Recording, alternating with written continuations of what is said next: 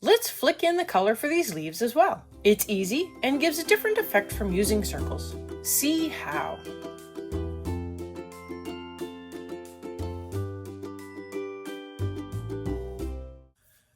I'm coming in with green gold for my first layer, and I am working my way down the center vein, flicking in the color towards the center.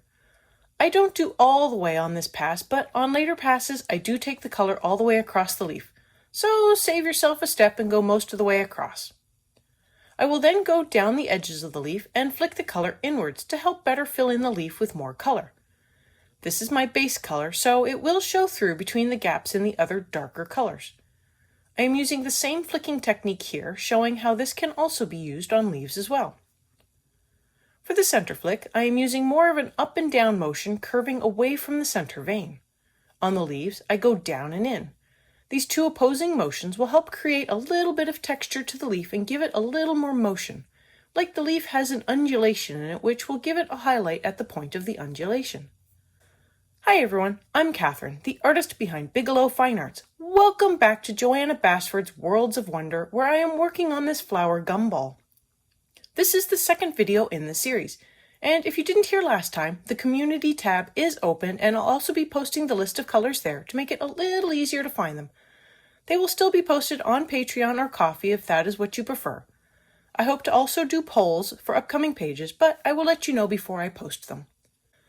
My next color is raw umber, and I want to keep this color just slightly inside where I put the green gold.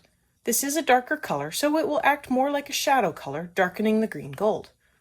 I again place it along the inside rib, working with the curve I mentioned earlier. Then I work my way down the outer edge, again adding in a slight curve as well.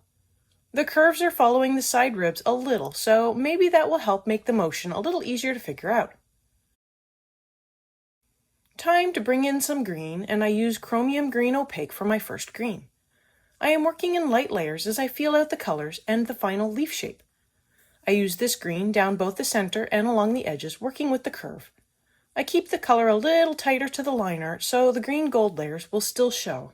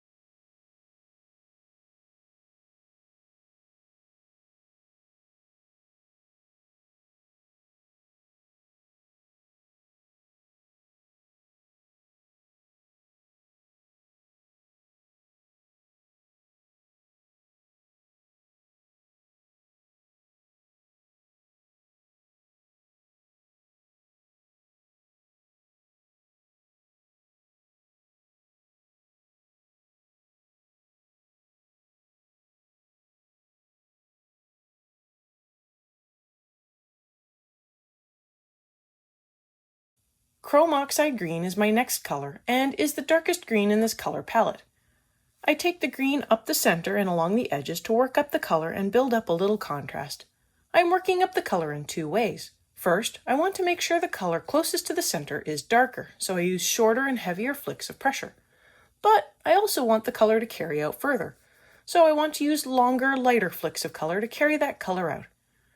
This helps build up the leaf color through the center, but without me losing that nice highlight that I have been careful to leave light. Yes, the highlight is still way too light, and part of that is because I didn't take the green gold over the center.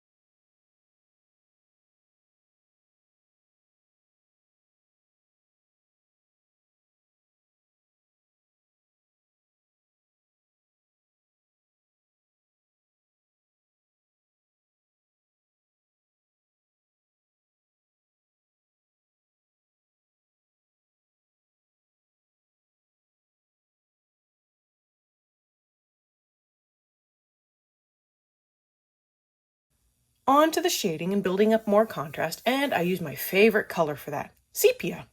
I'm not sure why I love this color so much for shading, but I guess everyone has a favorite color they overuse. Do you have one? What color is it? Let me know below. So of course, to build up my shading, I begin with the shadow cast by the flower. I first work up a line around the edge of the flower. Then I carefully blend out the edge to give a smooth transition.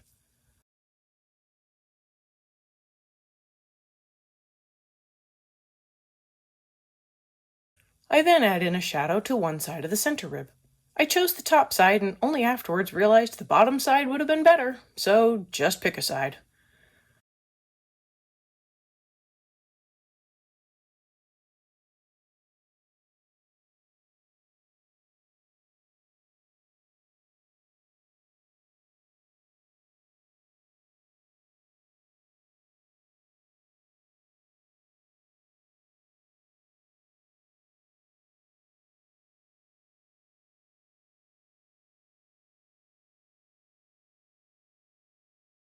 I then add in a shadow to the bottom side of each of the side rib lines.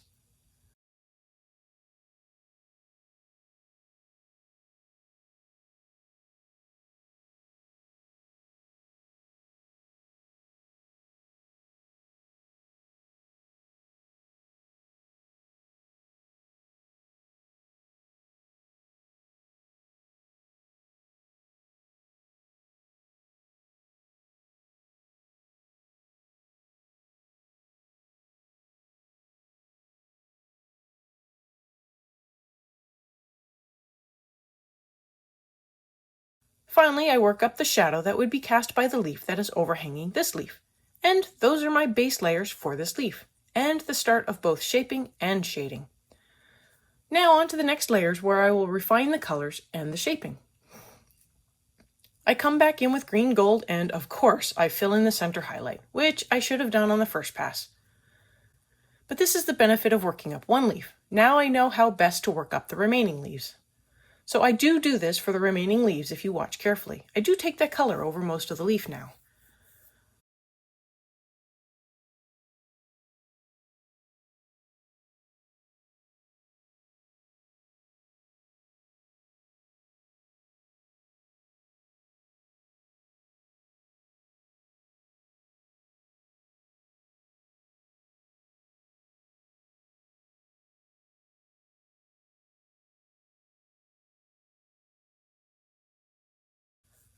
Next up is the chromium green opaque, and I use that on the center and the outside edges, making sure to leave the center highlight somewhat light.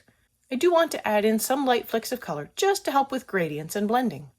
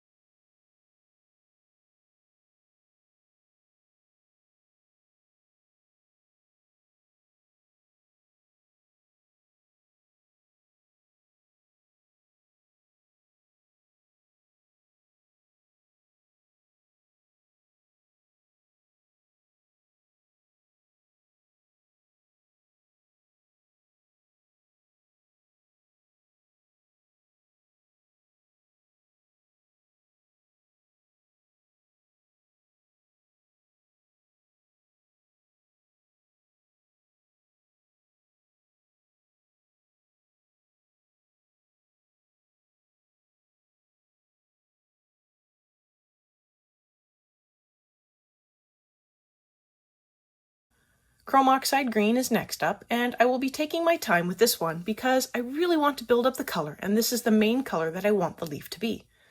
Since I am flicking in the color, it does seem to take a little more to build up the depth of color I want. So I go through and I really work up the color down the center rib and along the edges. I do again take a little bit of the color and allow it to carry over across the green gold to help with blending and tone down the highlight just a little. If this is your first time here, welcome! This is the second part in this gumball flower color along as I work through the elements on this page. I have the rest of the playlist linked above, but feel free to jump in right here. If you liked what you saw, hit that subscribe button to stay informed of when the next video posts.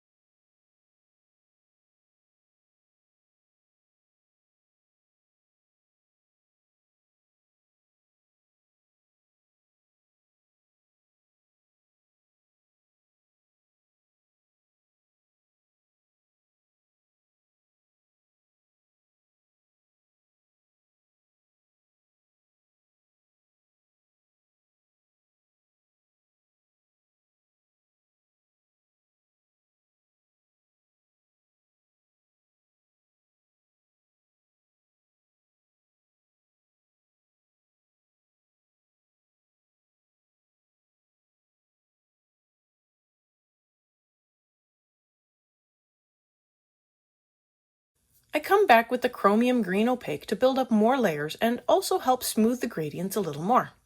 I'm really trying to refine the colors and how I want the leaf to look.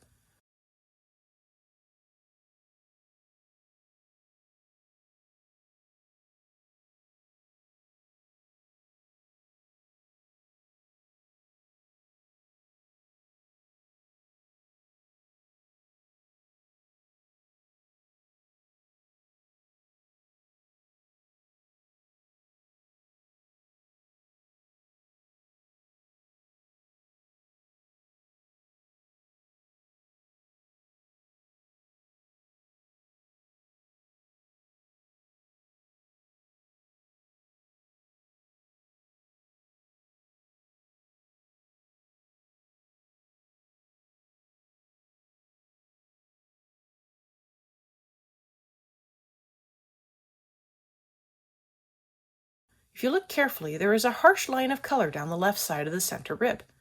I stopped one of my layers rather abruptly and it shows. I believe this happened during the chrome oxide layer, and this is totally nothing to worry about. I come back in with chrome oxide green and I add in more layers. Mostly I needed more layers, but this is also my chance to fix that harsh edge by adding in more layers and making sure they go beyond this harsh edge and with varying lengths. This breaks the line and helps it to blend in better.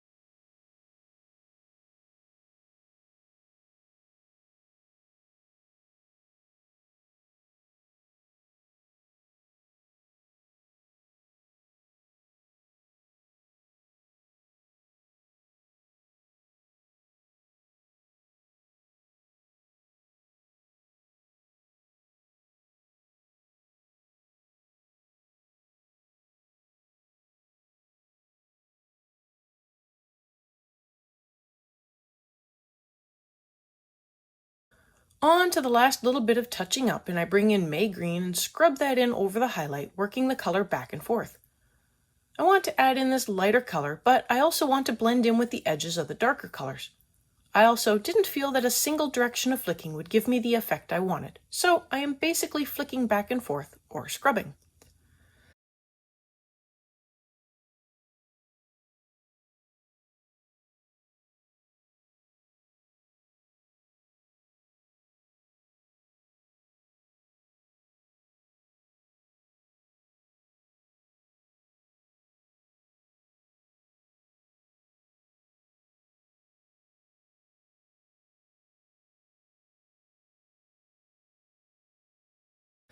I add in more chrome oxide green to the center and edges to help with the contrast more.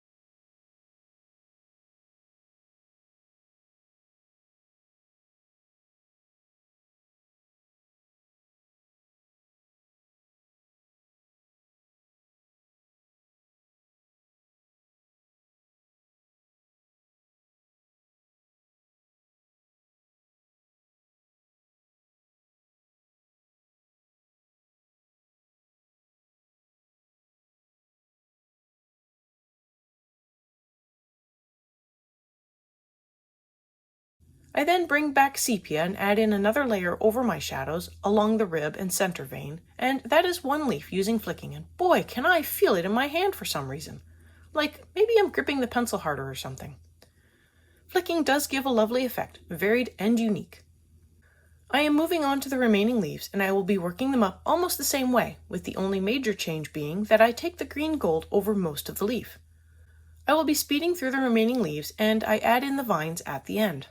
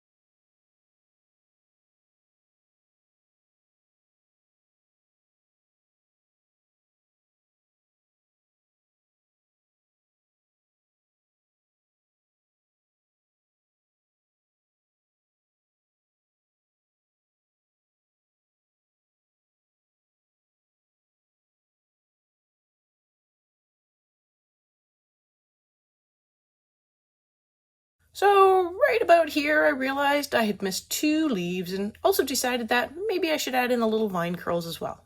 So as I was filling in the leaves, I added in some chromium green opaque, then some chrome oxide green, and a small touch of sepia to the curls, then a little May green to the tops of the vines.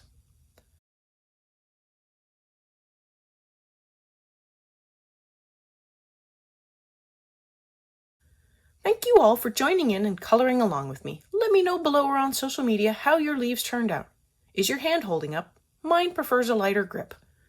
I want to thank you all so much for coming along and joining in with me. If you found this useful, please like and share so others can also find this video. If you want more like this, I have another video where I am coloring up lots of leaves as well as a blurry leafy background. Check that video out here. And until next time, happy coloring!